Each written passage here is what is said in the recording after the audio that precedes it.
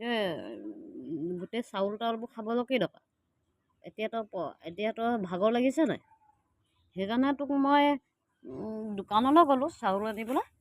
তই এইখিনি চাউলত সোমাই ইমান খাই একদম পেটুলা হৈ গৈছোঁ। সেইকাৰণে তোক পানীত এৰি দিছোঁ, তই সাঁতোৰ। ইমান সাঁতোৰ এতিয়া সাঁতুৰি ভাগৰিলি। আমি ইমান কষ্টকৈ চাউলবোৰ গোটাই থওঁ, ভাত পানীবোৰ ঢাকি থ'লে ঢাকন খুলি খাওঁৱেই, হয় নাই? খাওঁৱেই। তাৰপিছত আকৌ খাই মেলি একো বস্তু থ'ব নোৱাৰোঁ, খাওঁৱেই।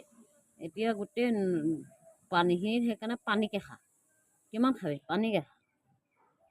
গোটেইখন চাচোন এতিয়া কিমান গা ভাল নাইকিয়া হৈ গ'ল নাই? গা ভাল নাইকিয়া হৈ গ'ল, হস্পিটেললৈ নিব লাগিব দেখোন। ৰাম ৰাম।